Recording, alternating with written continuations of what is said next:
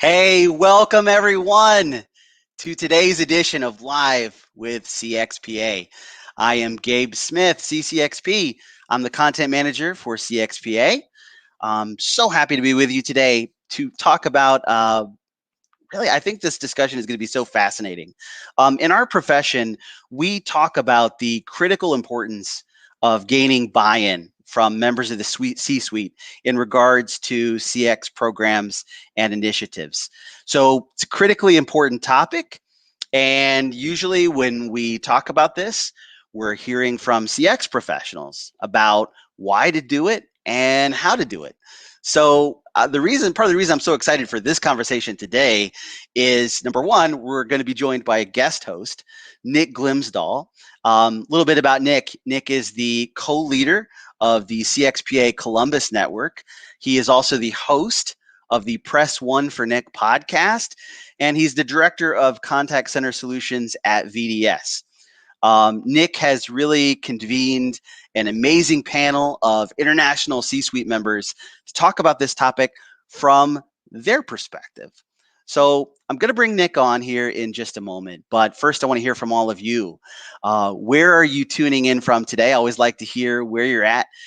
Also, what are you hoping to learn today? What are you hoping to get out of this broadcast? So looking forward to seeing your comments and seeing your responses there. So without further ado, we got a lot of ground to cover today. I want to bring in our guest host for today's broadcast, and that is Mr. Nick Glimsdahl. Hey, Nick. Hey, man. How are you? Great. Welcome to the show. Thanks, man. I'm excited to get started, and I can see a bunch of the comments of everybody from around the world. So see a lot of familiar faces and some new ones. So I look forward to let's take a look at what we have here. We have Navdeep, who's tuning in from India. We have Ahmad, who's tuning in from Dubai. We've got Cody from Orlando. We've got a fellow Ohioan, Therese from Dayton. We've got Lorraine. Welcome, Lorraine. We've got Santa Monica. We've got Finland. Always love the global representation that we have on these broadcasts, Nick. Yeah, absolutely. It's pretty neat to see what CXPA is doing and the CX profession around the world. Yeah. So, Nick, let me ask you. I asked the audience. It's only fair that I ask you. What are you most excited about for today's discussion, and what are you hoping to learn? Yeah, I think there's a lot of organizations, a lot of people in general talking about customer experience and executive buy-in.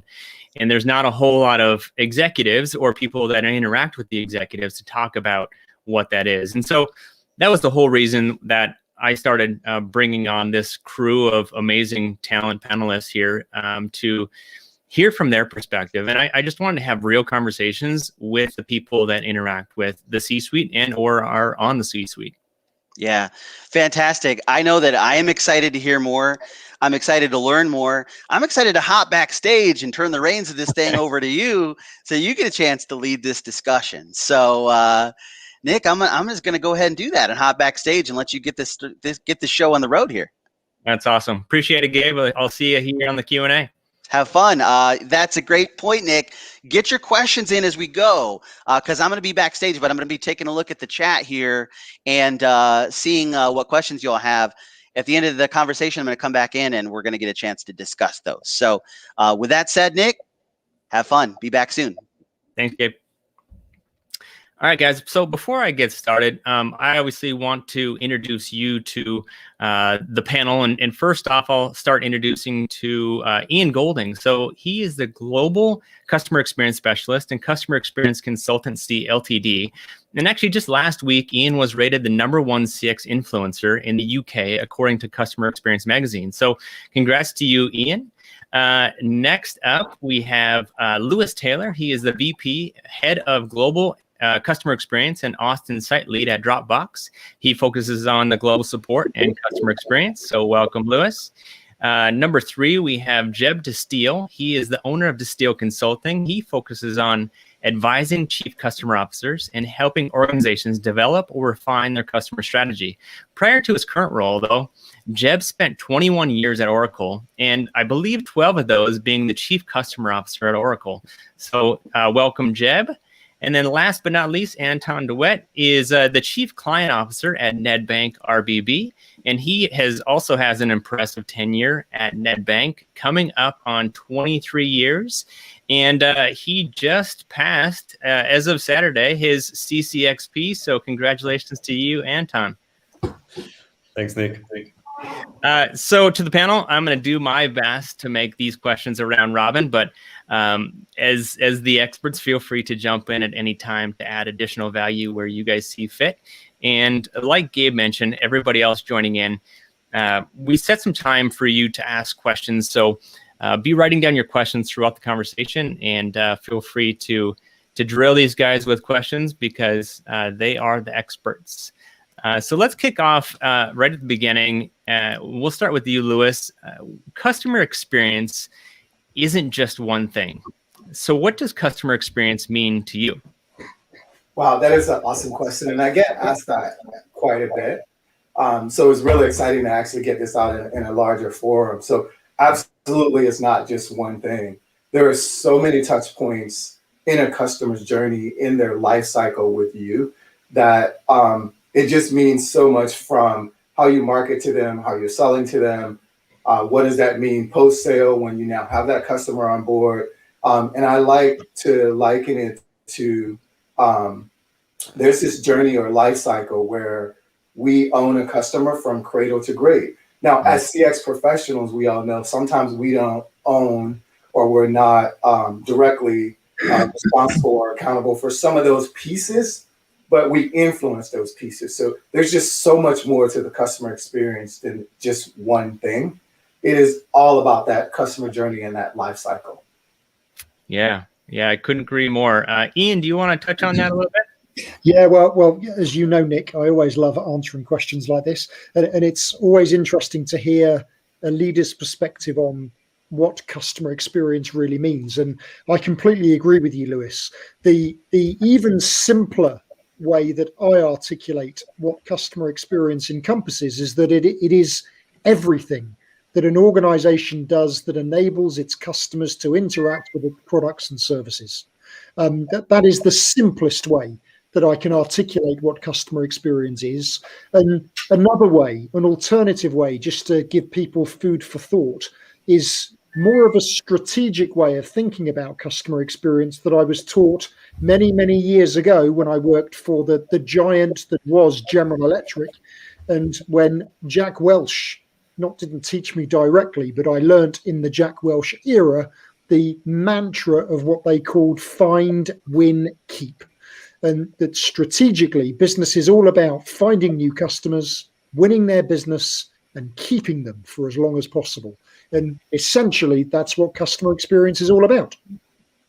Ian, I thought that Jack taught you this entire time. So well, I got to go back and tell everybody else that I was wrong.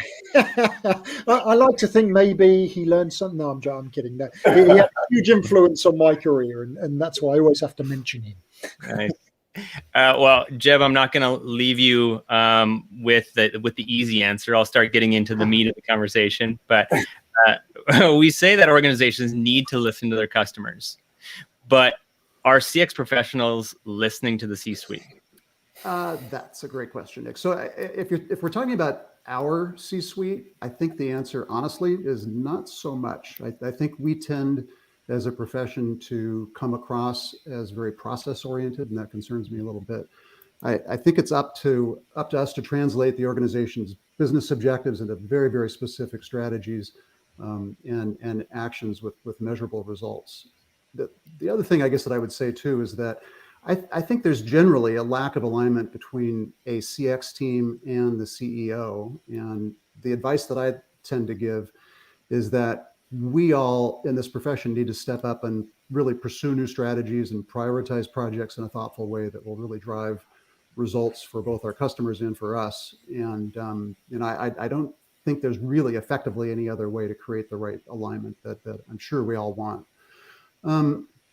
The path here, I think oftentimes, at least in my experience, is that you have to start with taking on something that maybe you don't want to do. Maybe you're feeling like really doing some strategizing first and foremost. But I think what many of us need to do is build street cred with the executive team before we really can, in a way that can be really effective, get things done. So, and what that means to me really is about building rapport with sales and with marketing, especially, but certainly with the C-suite and the COO, the CEO, and the chief financial officer. That's critical. And you know what that can mean in tactical terms is just hosing down the burning platform that in fact might be a significant customer issue, or a deal gone bad, or working with marketing to execute something really innovative in terms of an engagement program. Yeah, good stuff. Lewis, what are your thoughts about building the street cred with this conversation? Yeah, I couldn't agree with Jeb more.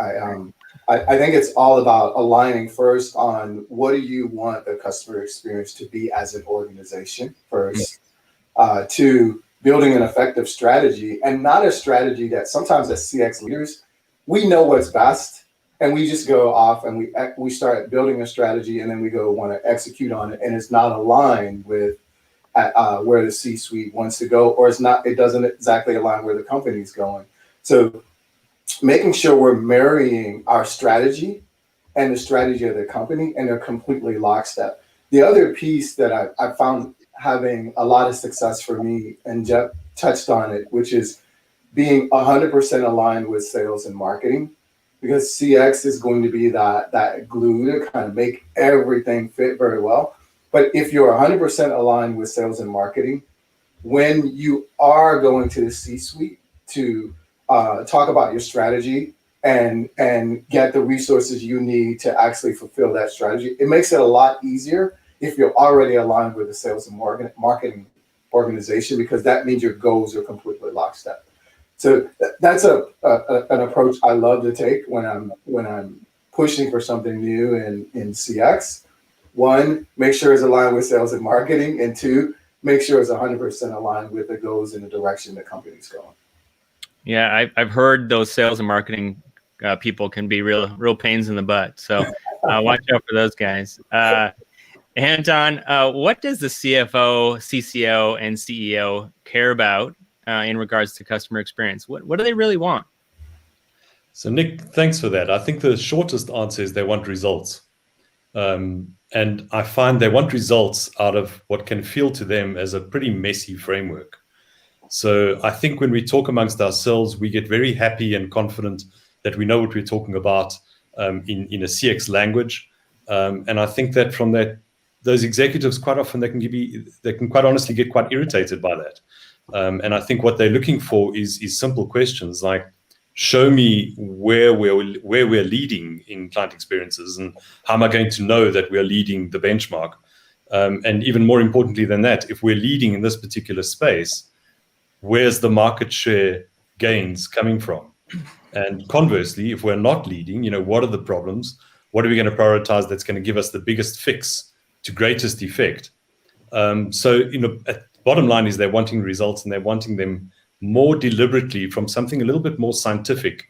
I think they can feel preached to at times, and I think it can come across as quite frustrating from their point of view, where you've got these CX professionals talking CX strategy and wonderful words. There's an appreciation, certainly if I talk for our organization, there's a strong appreciation from the top down of the importance of client experience. But there's, if I may put words in his mouth, I would say there's irritation that the framework is far too messy. They need to make sense of what we're saying, and they need to have a very deliberate answer in terms of, what does this all mean? Where are the measures that matter? How do I know that I'm winning? And if I'm winning on this particular score, how does it translate into market gains? And then if it isn't, what are you going to do about it?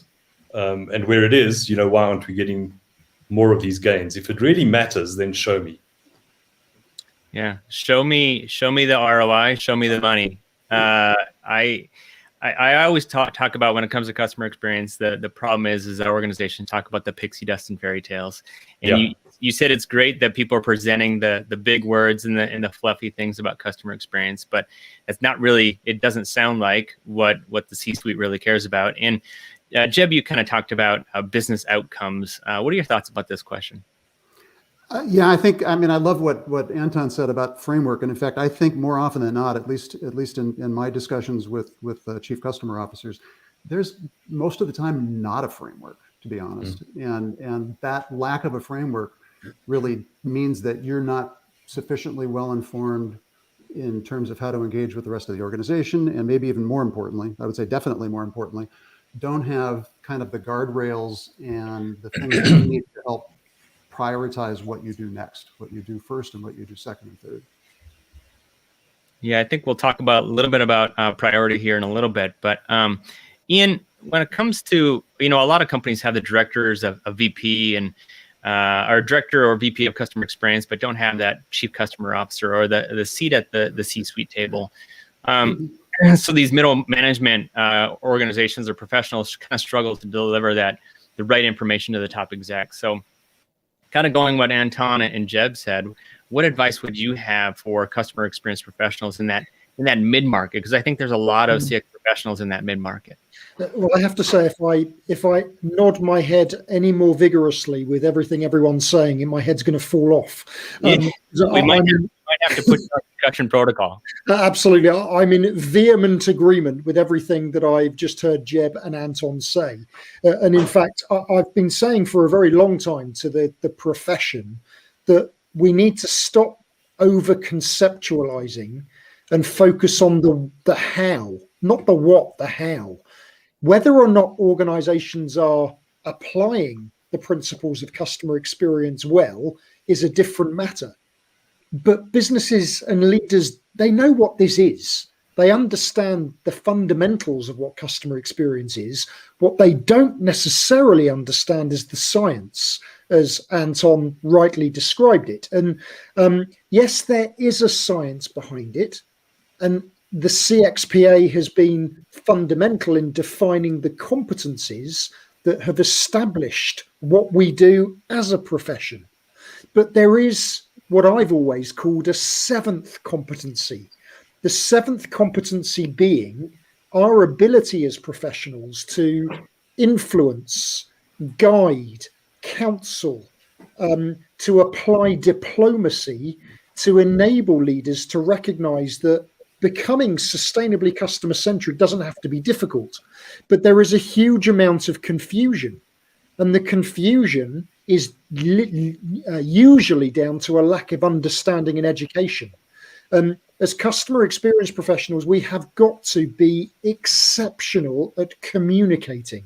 We've got to be out there in front of leaders continuously, talking to them, explaining to them, not the what, but the how. And to Anton's point, all those little wins, those little gains that in isolation might seem small, they all add up. And we've got to ensure that there is continuous momentum. And it might mean that there are times where we come across as really quite irritatingly annoying because we're constantly chipping away. But we've got to be chipping away at the progress that's being made. What we can't keep doing is over-obsessing with what CX actually is. Sorry, I get rather effusive when I start to talk about this, but that diplomacy point, I just don't think as a profession we're investing enough time in how to be influencing upwards. Yeah, Ian, you don't sound professional, or not professional. You don't sound passionate at all. You just seem like you're just monotone and not excited about this. Keep being you. Lewis, what are your thoughts about educating and providing insight to the middle market? Well, first, Ian said it so well. I'm not going to be able to add much, but as CX professionals, we're often very, very passionate about the customer experience. And we're so passionate that oftentimes when we get in a room, the passion transcends so far out that we do tend to turn people off a little bit. So what we've got to really do is come in with, and I agree on the how, like, here's what this plan is going to look like. Here's where we are today. Here's what it's going to look like tomorrow. And be very driven towards your cross-functional organizations and make sure you have buy-in with them as you're approaching the C-suite. that makes it a lot easier for you to have success at that level. But we have to be careful about coming in and just saying customer experience, customer experience, customer experience. We need to be more deliberate about what we're actually going to do and what that translates into for a success model for the business. And I love that some of the conversations that we had prior to this event was how you communicate not just up and to your peers, but lower too. Can you get maybe into that without sharing any trade secrets? Yeah, absolutely. So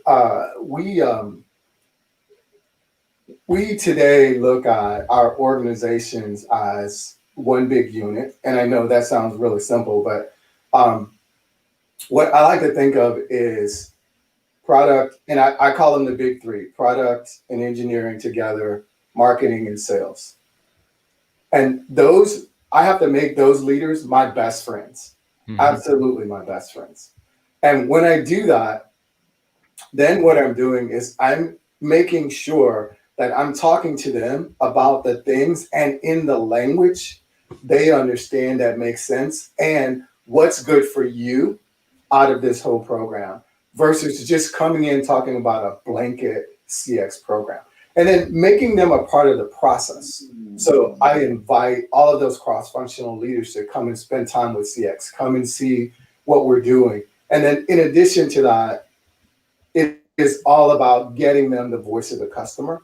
So it isn't just my perspective. I'm actually telling you and showing you what the customers are saying. And I've done the work for you. I've put those in categories for you. I've pulled out the bold statements. I've given you what potential impact could be if we solve some of these problems that the customers are saying. But I need to feed you in the language and the understanding where you will want to take ownership of your piece of the pie. Because customer experience, we like to think as CX leaders, we own it all. We own the journey end to end. But we can only influence probably less than half of that. The rest of it, we're often relying on cross-functional groups for our success. So the key is buy-in. Could I just add something, Nick? Yeah, go ahead, man. It being really irritating, just to absolutely, again, support what Lewis is saying.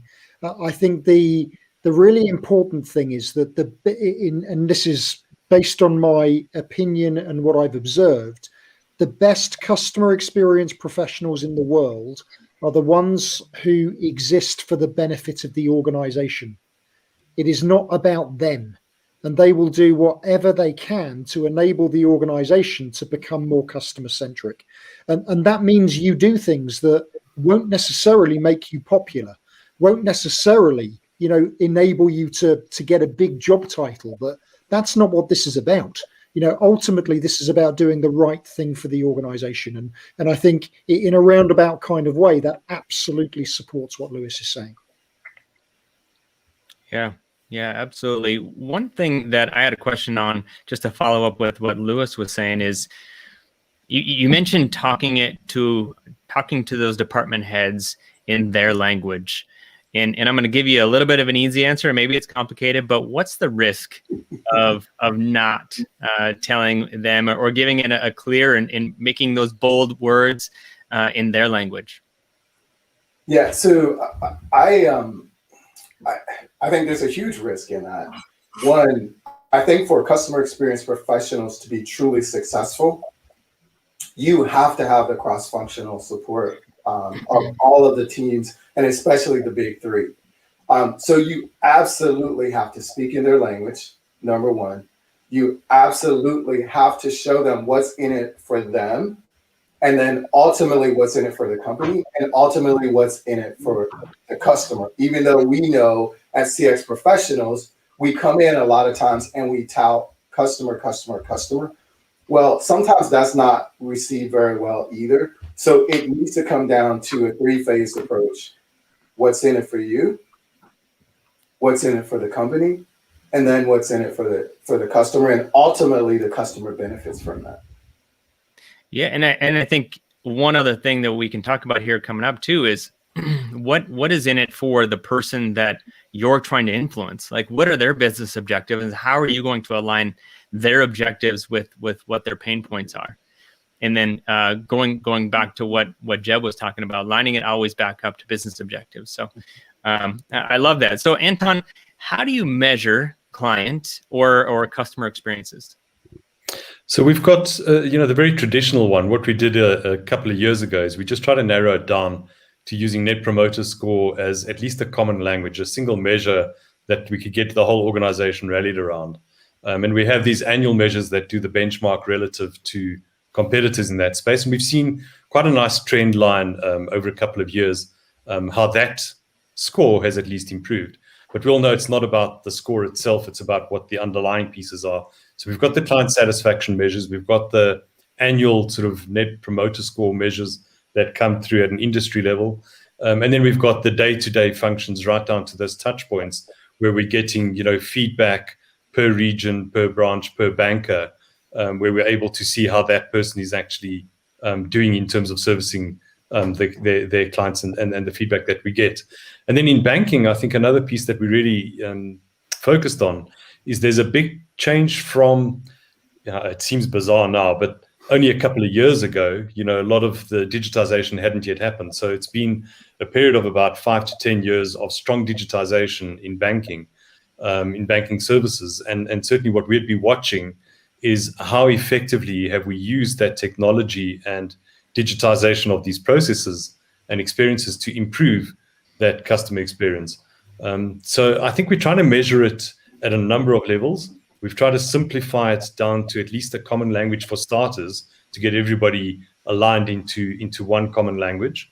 But there's still, a whole lot more for us to do as we build upon improving these experiences substantially off the technology and digital enhancements.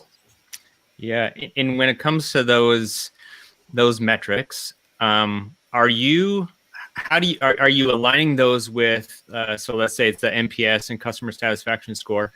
Are you running those by themselves, or are you kind of combining those and measuring them and aligning those with other metrics? So we've got in banking and in financial services, we've also overlaid a very broad framework against our market conduct piece. So you've got a financial sector conduct authority from a regulatory point of view, which is looking at building on a framework which is really treat customers fairly. And that has now evolved and grown into a multifaceted area where we're looking at everything from recruitment practices to sales practices to remuneration. It becomes a full, total encompassing ambit that we cover in order to see how we're actually transforming our ability to be able to manage our customer experiences more effectively. But ultimately, what you'd be looking for is what I said right up front, is how are these improved client experiences and hopefully leading client experiences translating into gains in the market. Yep, because that's what the C-suite cares about, is gains in the market. Yeah. So Jeb, right back to your wheelhouse. Can you tie customer experience to what the C-suite cares about? Yeah, I think we absolutely have to. And honestly, this really is the core to me of customer strategy, even to say that if we can't find a way to do this for our business and do it fast, we maybe ought to be looking for other work. I really think it's that critical for us to focus on this.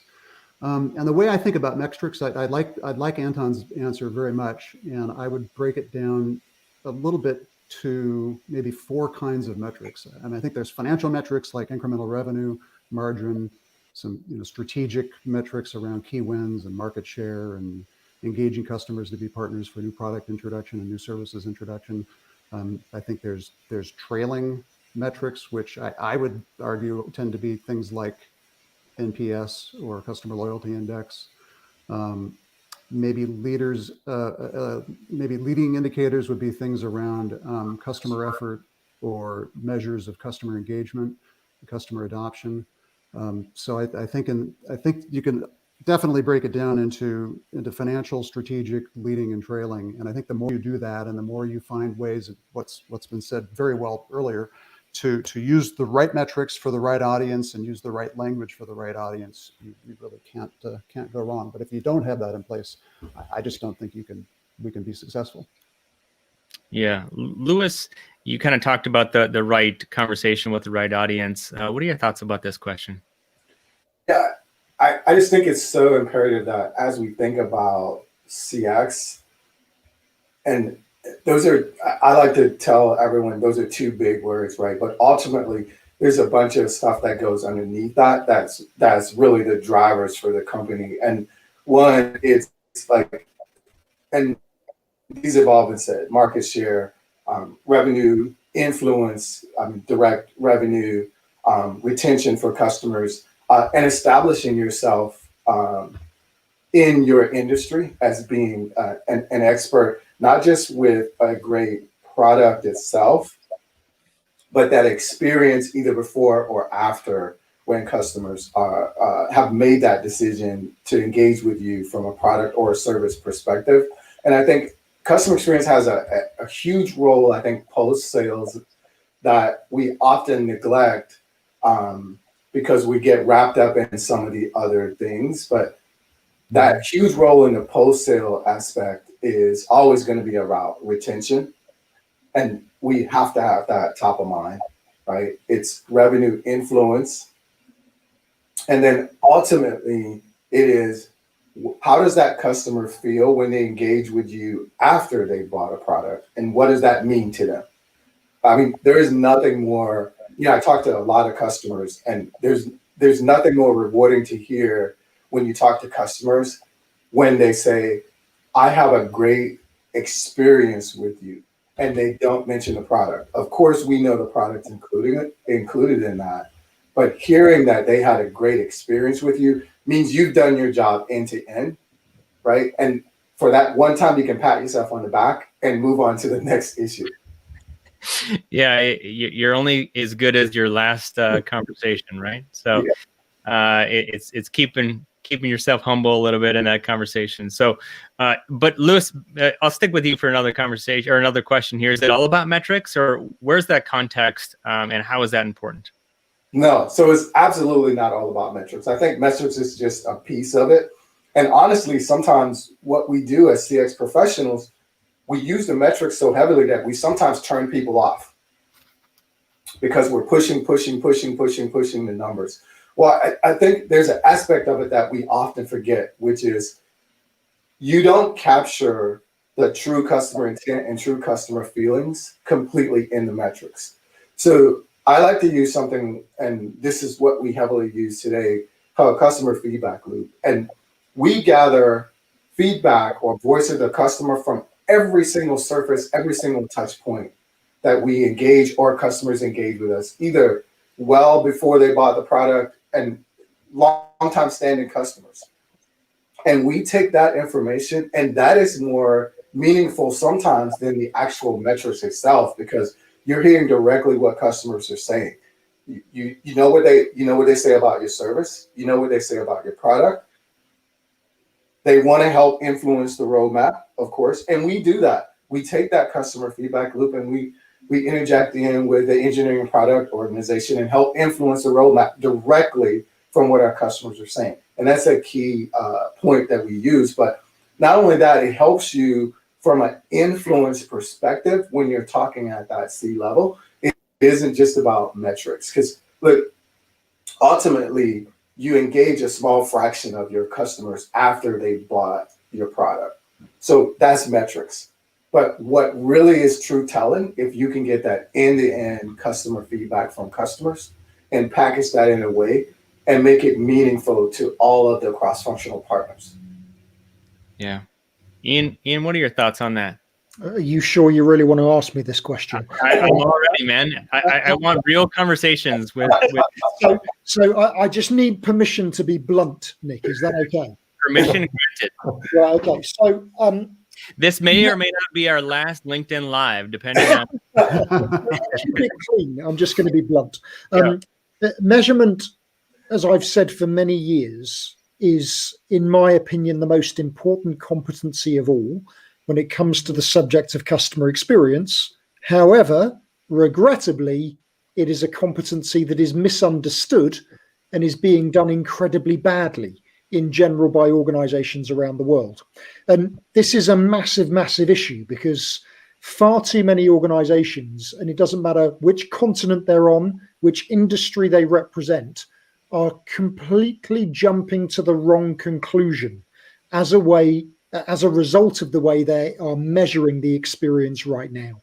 And much of that is very reflective of what has already been said, but it is this obsession with numbers, obsession with scores that is completely the wrong behavior, and as a result has led to far too many organizations completely missing the point. This is not primarily about a score. Capturing feedback, measuring what we do is all about determining the small number of things we need to focus on to have the greatest impact on improving customer perception and, as a result, financial performance. That's why we should be measuring the experience, not to get a number to massage egos. And I've been very fortunate in recent times to interview Fred Reichelt twice. And it's fascinating to interview the man who really created the obsession with numbers by creating NPS. But the man himself he's really quite saddened by the way NPS has been turned into this score that people obsess about. But that's not the primary reason he created it. And there are still so many people that don't realize that he stopped calling it Net Promoter Score years ago. He calls it Net Promoter System for that very reason. But unfortunately, the damage has already been done. So I think there is a lot of work that this profession needs to do to further educate. And there's one final point I'll make, and then I'll shut up. Lorraine, who I know very well, she's a brilliant CX professional in her own right, has asked a brilliant question in the chat. On an average day, how much time does a CX leader spend with C-level on education to make details relevant to corporate goals? I think if we did a poll of everyone that is listening to this right now, I would imagine that is not a lot, which is not a very scientific response to the question, but, far too little time is spent doing that. And I think far too little time has been spent by the C-suite getting an understanding of what we really need in terms of measuring the experience effectively. Preach over. Well, you can't stop now. I have follow-up questions. So what do the CX professionals do about it? What's your advice? I think we do need, whether leaders feel that they need to be educated or not, we need to find a way of bringing to life what customer experience measurement really means. And it brings us back to the science of CX, actually. And it brings us back to the competencies defined by the CXPA, because there are many members of the C-suite who do think that customer experience measurement is a net promoter score. And, that is a metric, but, there is a competency all of its own called metrics, measurement, and ROI. What on earth is that? It's not just an NPS score. And it's this lack of understanding of the marriage, as I call it, between what we do, our processes, and the way the customer feels about it in the journey. And it's giving them a real understanding that getting control, a measurable control of what we do every day that enables the customer to interact with us, that's where we unlock the real magic. But if I were to tell you I've shared knowledge with 20,000 people over the last 9 years, and less than 2% of them have represented the C-suite, that helps substantiate what Lorraine's question is really getting at. Now you get to stop and take a quick drink, and then I'll come back to you. So, Lewis, how do you align CX metrics with that revenue or with direct revenue impact? I mean, when it comes to customer effort, CSAT, NPS, and more. Yeah, so I agree holistically on everything Ian said about metrics, and I think we have to be careful about over-rotating on the metrics themselves. That's it. And that's where a lot of CX professionals live in that medium ground of success and don't reach that euphoria of success with CX because they rely too much on the metrics. And I'll get to how this ties in a second. So when we think about NPS and CES and CSAT, and those things, they all have a place. Don't get me wrong. They just need to be used effectively. But how you tie that in with revenue is all about the moments that matter with a customer. And how you recover from that will be key to what that looks like for future state in revenue from a customer. So should we focus on a customer gave us an NPS of 10 6 months ago, or should we focus on the moments that matters today for customers? For me, it's more about the moments that matter today, because we all know NPS trailing indicator anyway. So if you're not careful, by the time you catch up, your customer's gone anyway. So it is all about focusing on the moments that matter today. Now, do I use metrics to help kind of tie that in? Absolutely. But the key focus for me is still about voice of the customer and the moments that matter for the customer at that time. And how do I make those moments that matter better for those customers? Yeah, well said. Jeb, back to you, man. Do we need to not preach so much about customer experience, but maybe focus on those business outcomes, which you're so passionate about? Yeah, maybe not as passionate about Ian, but you're still pretty passionate.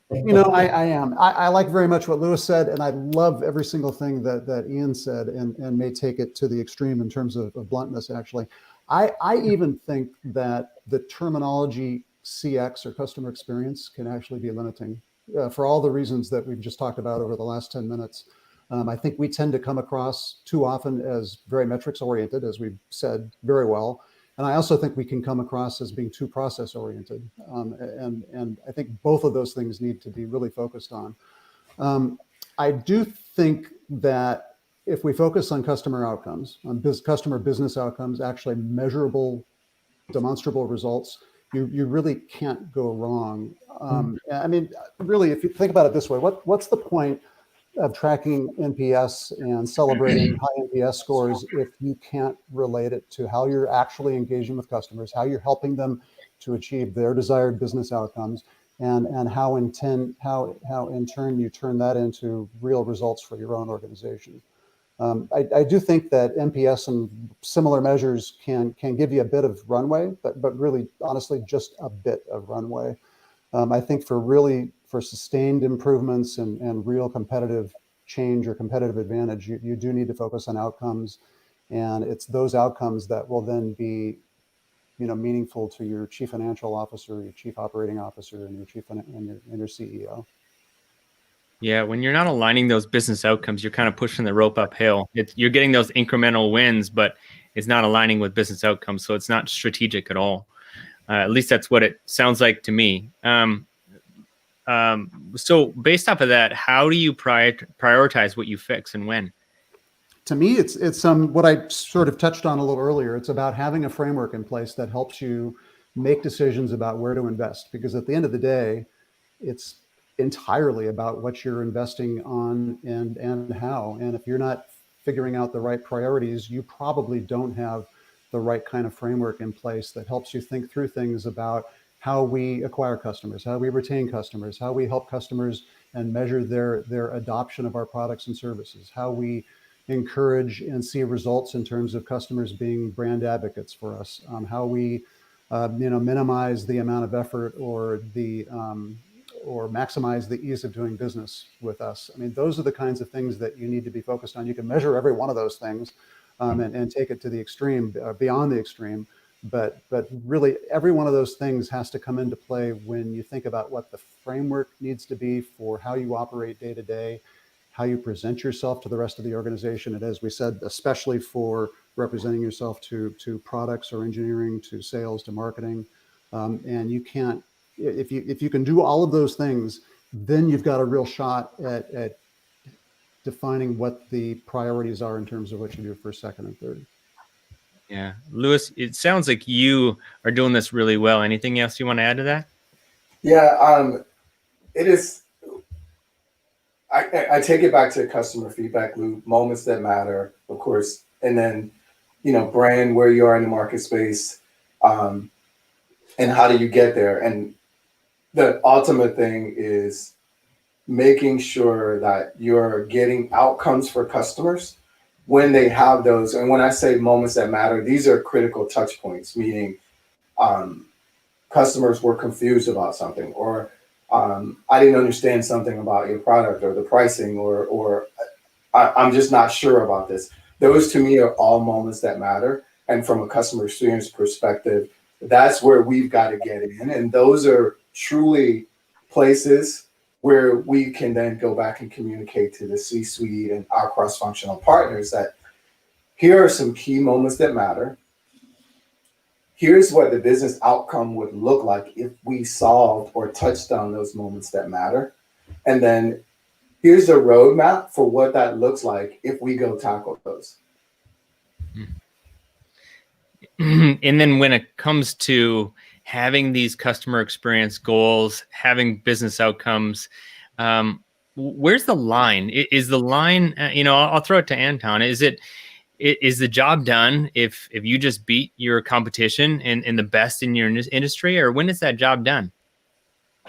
No, that's a great question. And actually, while I was listening to Lewis speak there, another example that we had recently about getting the job done and what is the job to be done is the real live example of dealing with a pandemic and dealing with COVID-19 impact of lockdown.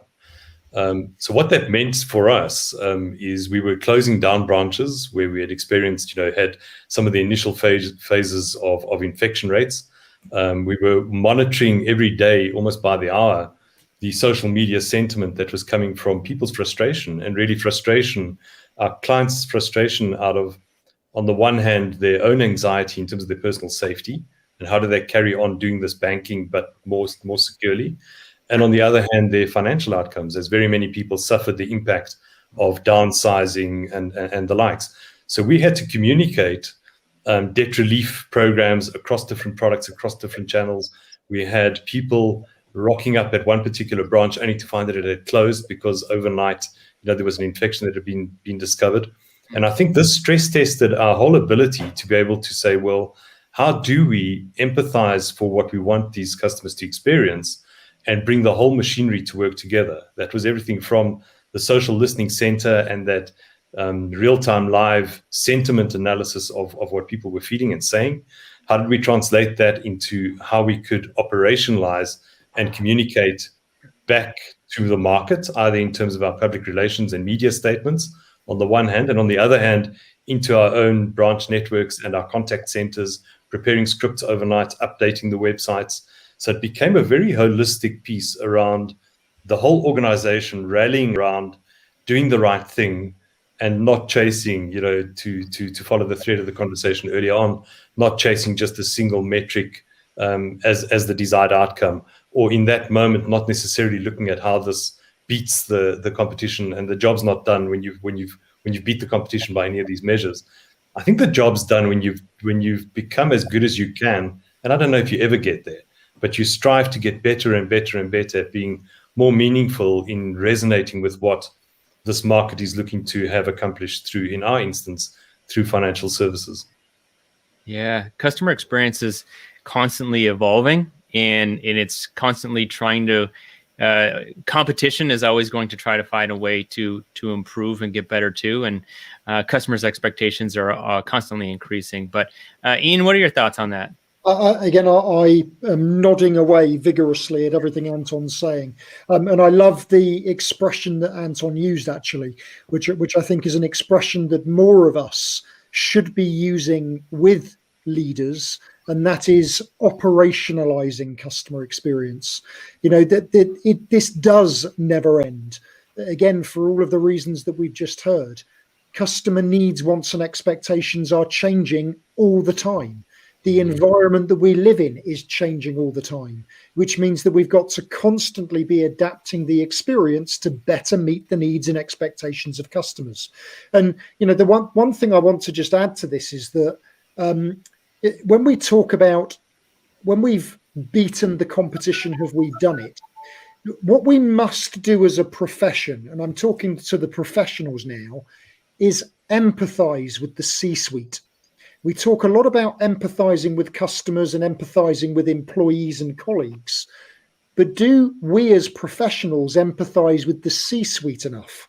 Because it's too easy for us to sit there and throw rocks at the C-suite for what we might consider to be decisions that are just not the right thing to do. But the C-suite themselves are under a huge amount of pressure from their bosses, shareholders. And, the shareholders are demanding financial returns in the short term. And the C-suite are doing what they've been told. And we've got to empathize with that. It takes a huge amount of courage for a member of the C-suite to fight against the shareholder. And when you look at some of the best examples of customer-centric organizations, they were created that way. But transforming legacy businesses to become sustainably customer-centric takes a huge amount of courage when you're at that top level. And that's why it's more and more important for us to show the C-suite that we're not there to humiliate them. We're not there to make their lives difficult. We're there to help them. We're there to enable them to achieve what they've been asked to do by the shareholder. And so I think it's really important as a CX community globally that we become empathetic, not just to the customer and the employee, but to the C-suite and the shareholder as well. Yeah, that's a lot of pressure, and I think empathy is definitely important to the customer and everyone else. But it's a good point to bringing it back to the C-suite and providing them empathy. But just as important, what we've talked about throughout this entire time is bringing data and ways to fix their problems along with giving them empathy. So, Jeb, what doesn't the C-suite want to talk about when it comes to customer experience? Quite a lot, actually, as it turns out. I think that it's pretty clear that they don't want to hear about emotions or feelings. And I think you can also say that they don't want to hear about process. And we've kind of covered a lot of this. And honestly, they don't want to talk about metrics that don't clearly relate to the business results that they need to have and see as sustaining the business. And on the process side of that, I think, and maybe this is heresy for many people on this call, but I think that while journey mapping and generally promoting customer experience is great, I could argue that there maybe should be some sort of a broader term that transcends what a lot of us think about as customer experience, but it has to be seen as a means to an end. It's not all about the process. The process is a means to an end, and that means to an end kind of goes back to what I was saying before.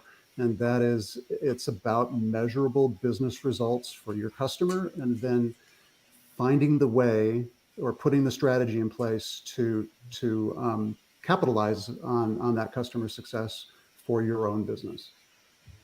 Yeah, I feel like there's been a big theme throughout this entire talk, and we still got a little bit of time to go, but what is all about delivering on the facts versus the feelings and business outcomes. So I'm going to push it over to Ian now. How important is it to have the chief customer officer kind of filter the emotion? Because there's a lot of passion in customer experience, but filter it back to actionable insights. I think it is a vital role of a CCO, but to a degree, it's a vital role of everyone. But filtering the emotion is very important, because what we mustn't allow is for the conversation around emotion to veer towards the negative. Ultimately, this needs to be done in a balanced way. And I think one of the challenges that I've observed over the last couple of years is that, coming back to this point about our obsession with metrics, we've become so reliant on big quantitative studies, big quantitative surveys, where we are pushing surveys to customers to get their feedback. We've forgotten, and I'm using the generalization of we've forgotten that our organizations are receiving valuable insight every single second of every day through our contact centers, through day-to-day contact with other functions, through social media. And it's the distillation of all of that information that should be being used to demonstrate how customers feel about the organization. And we've probably all been in a scenario where a CEO has seen one negative tweet and totally overreacted to one thing that they've seen. But that typically happens when they're not receiving good collated information that allows them to understand how customers are feeling across the board. There are always going to be outliers of emotion, but we must combine all sources of customer feedback, not just those big quantitative surveys. And we need to make sure that we don't just hear about the ugly, but we hear about the good as well. And that it's that balanced understanding that allows us to draw a conclusion. Yeah. And I'll stick with you on the next question too. So I think every organization at least should have a customer experience strategy. But do you believe that every department should also have a CX strategy that kind of pushes down? It's a very good question. Regrettably, far too few organizations still to this day have a strategy at all.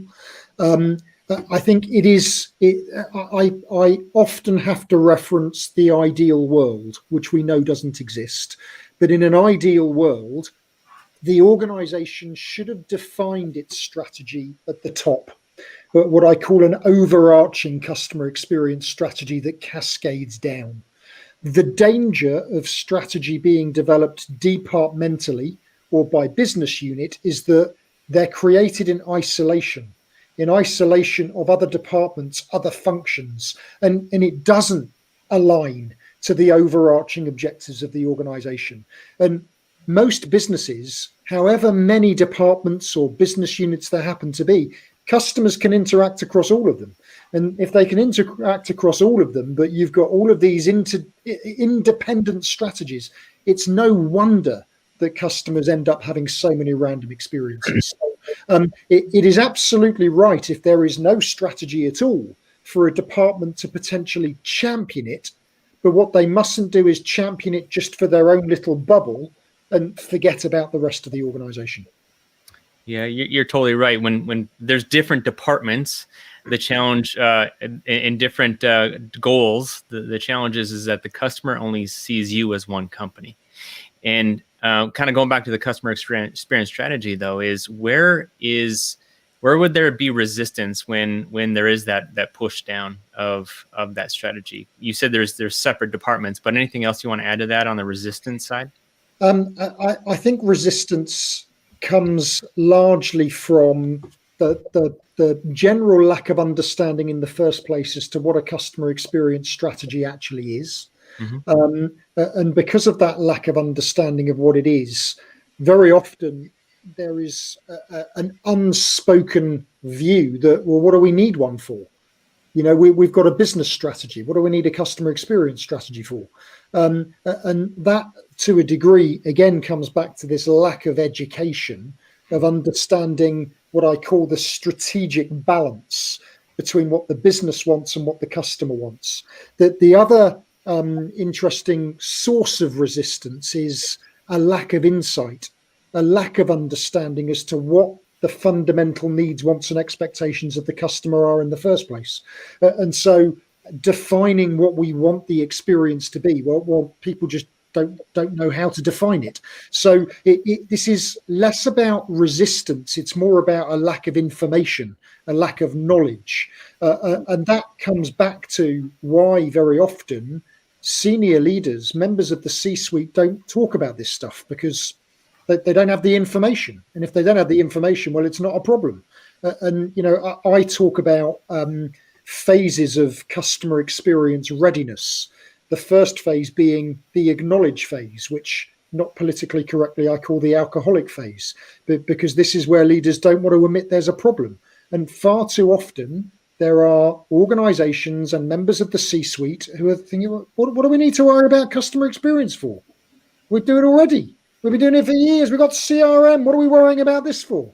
You know, and I'm sure the C-suite at Toys R Us was saying that for many years before they ceased to exist. But you know, this is why I know I keep banging on about the need for continuing education. But just because you sit on the C-suite doesn't mean you know it all. Well said. Another passionate rant from Ian. I love it. I knew I had you on the panel for a reason. So, Lewis, how do you make that case? He talks about communication. He talks about a bunch of stuff, but what else do you want to add to that? Yeah, so it starts at the top, and he mentioned also, being aligned on the goals. So it starts at the very top of when you're building your strategy for the company. Customer experience needs to be in that core strategy. And then as you're trickling down, each particular piece or organization as it aligns to that strategy also needs to represent their piece of the customer experience as it ties into the overall larger strategy.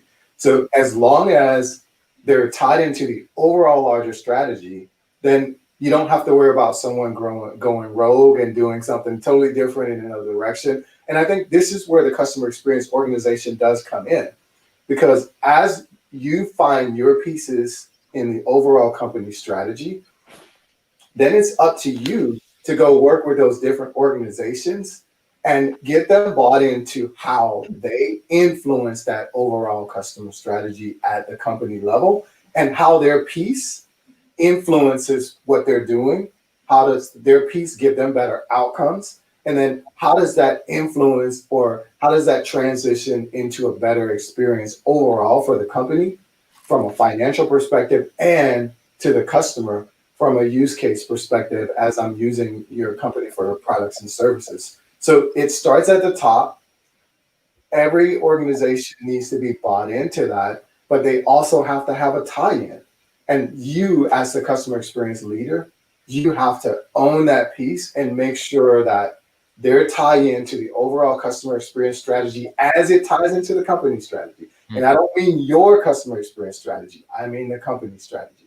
Because if you're unified on one front at the company level, it's a lot easier to get all of the different organizations to buy into those pieces. Yeah, absolutely. So, Anton, are meeting customer experiences driven by people, process, and technology, or is there more than that? I think there's definitely more. I mean, it's a great place to start. Those three are really, really critical. But when you think of, I try and think of a brand and a brand promise. And that brand promise has got to be something that initially, appeals to somebody in terms of what you stand for and what it is that you're promising to experience. And then over a period of time, it's going to be, how does that brand promise stack up to how somebody actually experiences it? And that is more than just those three, as important as those three are. It really becomes how everything comes together.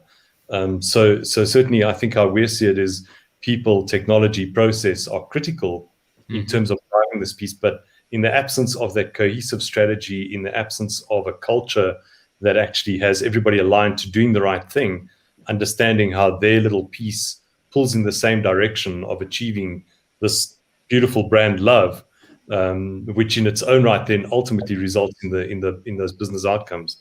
So I think it's a lot more. And I really love the thread of conversation just before this one, because it's exactly how we've got to build upon that. It's how you make sense of what you stand for. It's how any customer experiences you across all the touch points in every instance, what that translates to in their feelings and then their behaviors as a result. And you can't just rely on, the tech program or the hiring strategy or some other process to fix that. It's really how that all fits together in a real client-centered culture to do the right thing in the market and to get better and better and better at being able to do that more effectively. Yeah, I love that. You talked about beautiful brands. You could talk about beautiful brand love. The book focused on business outcomes. I see that in the future of Anton. So, Lewis, let me focus on the employees for a minute because can't talk about customer experience without not talking about the employee experience. So how should companies be asking employees to help improve that customer experience? Yeah, so it starts with, and Anton hit a piece of it. It starts with every employee knowing where they fit in the company where they tie into the strategy and the goals, and then how does your piece make our customer's journey a smooth process? So it is clearly defining like what your role is, how does it tie in, where does it fit in with the strategy and the company direction, and then it's all about hiring, and this is controversial in a way, but hiring people that are truly passionate about customer outcomes and customers having great experiences along the way. And those are like key things. And then the other piece is making sure your folks don't get wrapped around the metrics, because you can come in and say, well, my NPS is 60. I'm happy with that. It's okay.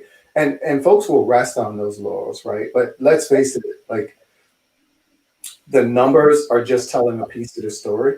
So what we need to get people bought in is seeing the rest of that story, which is reading the customer comments, understanding the customer pain points, taking a look at some of the moments that matter for customers, being open and candid when they see something, say something.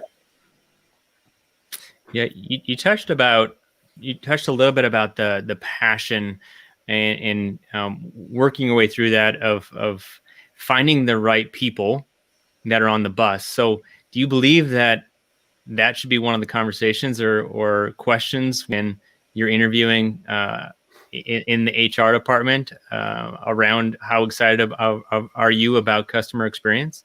Absolutely. It should be at, if it's not, now this, I could be slightly biased, but if it's not one of the most important questions, it should definitely be in the top 3. I mean, after all, you're bringing someone into your company and you're now trusting them with your valued customers that cost you money to get in the first place and cost you even more money if you had to go replace them. So you really want someone who wants to be in your company and wants to make sure that your customer is having a good experience as they're engaged with you. I love that. Jeb, anything you want to add to that? Yeah, a couple of things, and maybe even it goes back to the prior conversation. I think there's I think there's 2 really critical things that it's our job to help the company see clearly and execute on. One is that if you talk about your customers as maybe the most critical asset the company has, and you think about customers as an asset, I think that helps overcome some of the resistance. We talked about resistance earlier.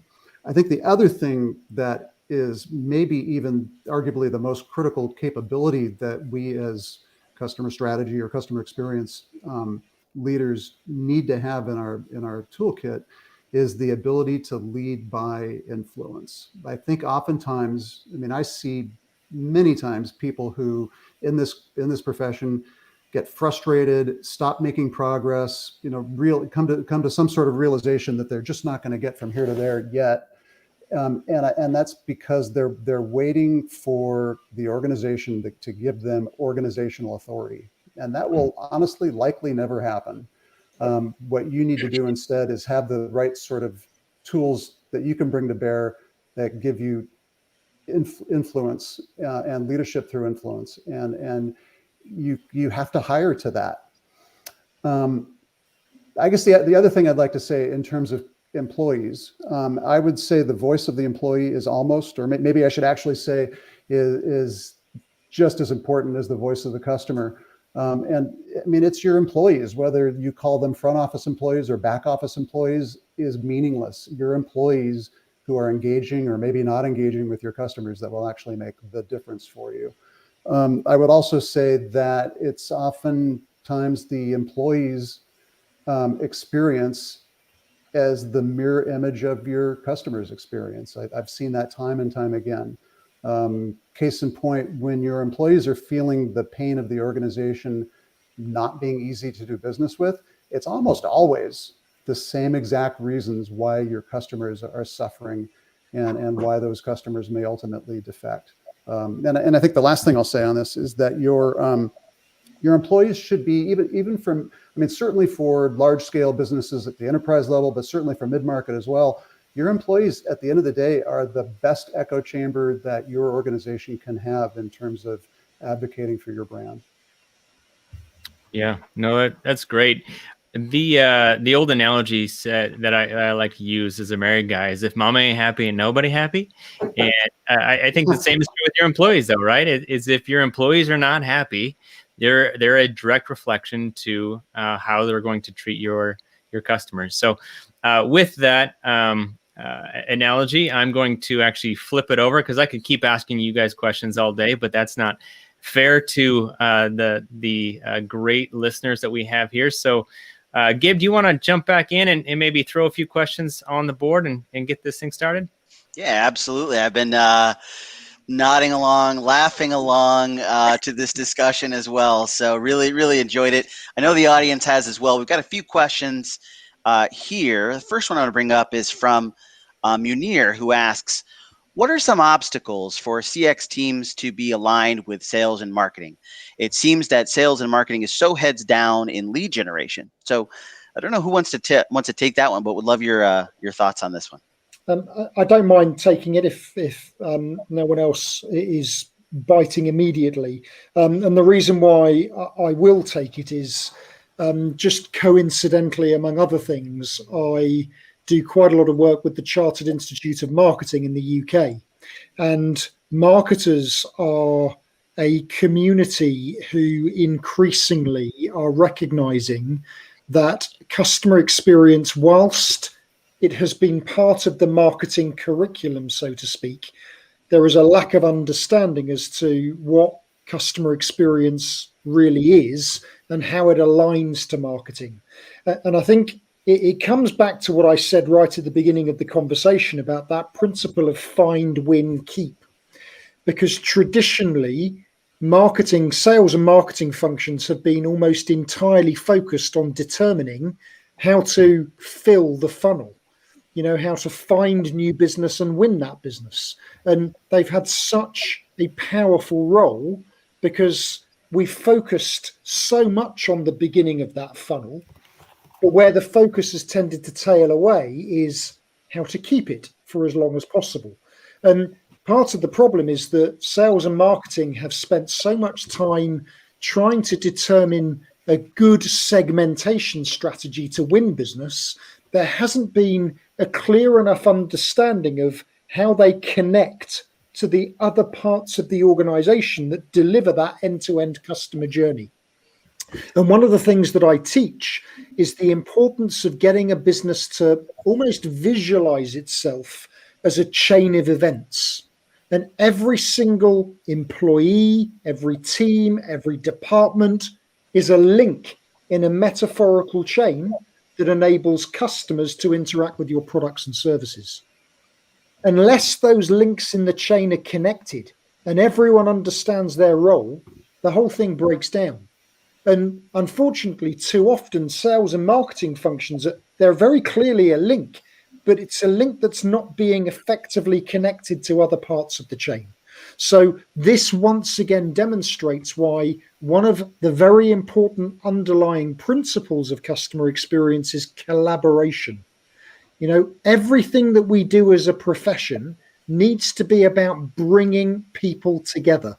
Cross-functional collaboration, because we deliver the experience together, not separately. And if we can get functions understanding how they come together, then we should be able to find, win, and keep. Yeah. Ian, great insights. And I want to be able to turn the spotlight on Nick since he's done such a great job of asking the questions. Nick, any thoughts here on this question around getting buy-in from your sales and marketing, or anything you want to add to what Ian said?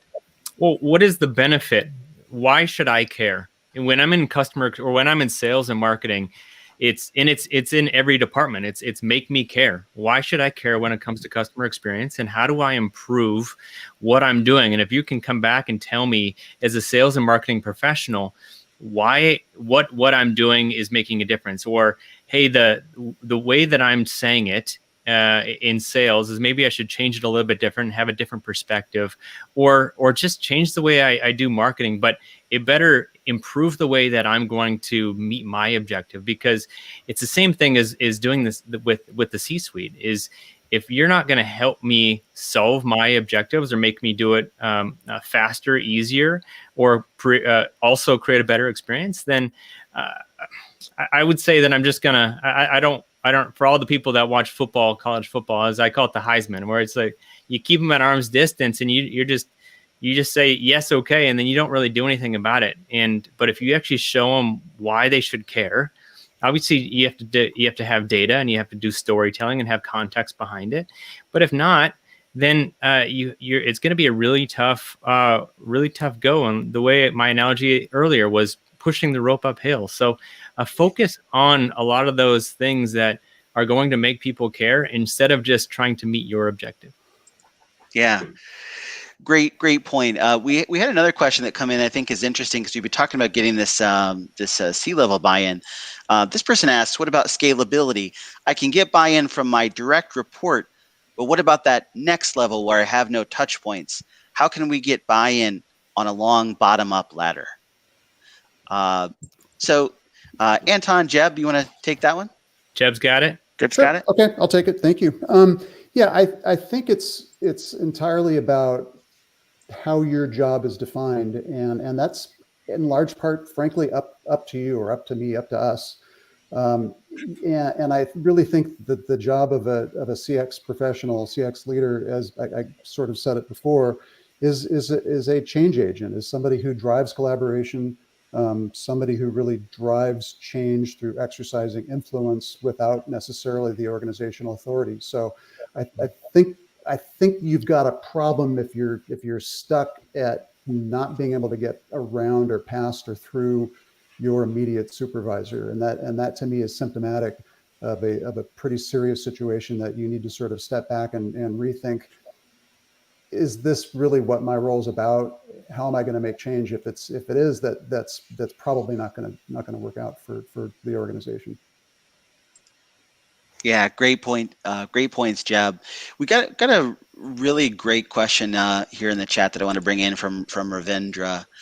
Ravindra says, how does a multi-location, multi-country organization successfully execute CX initiatives, especially when initiatives aren't local, but are decided at a corporate level?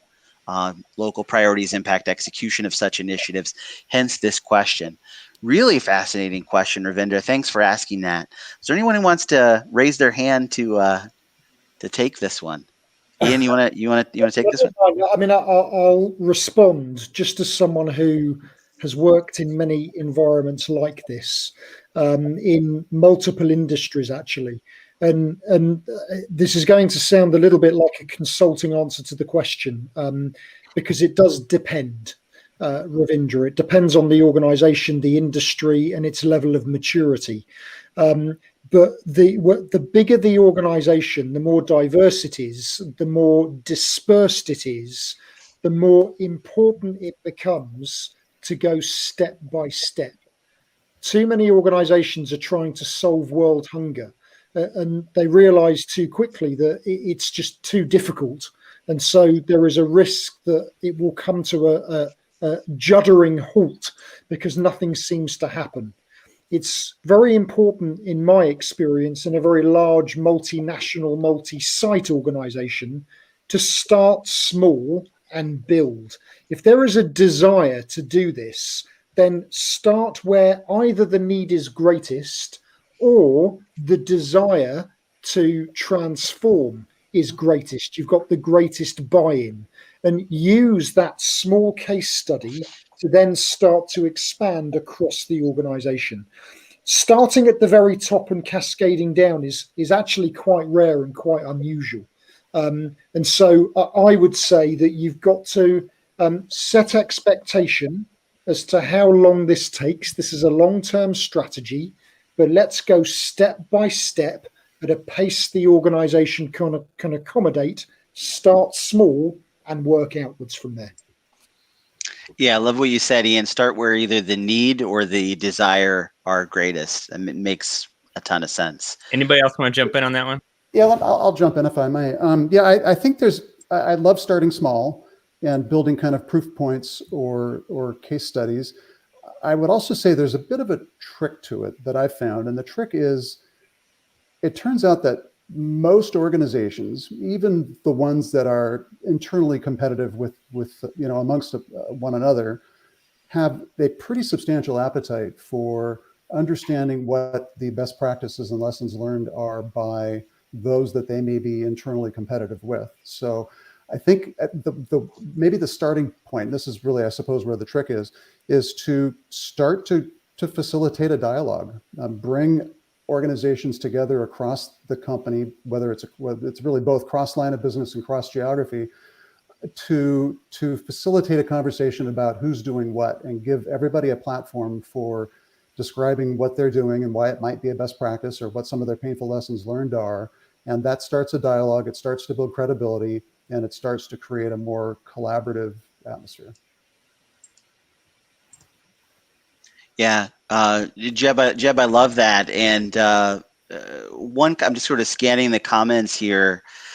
I'm seeing a few comments that are generally or broadly focused on the sort of the role of, or the intersection between CX and AI. So want to give our panelists just some space to talk about that. I mean, what is the role of the CX professional, as they're engaging with the C-suite and having conversations about AI? So I'm happy to start. I think we've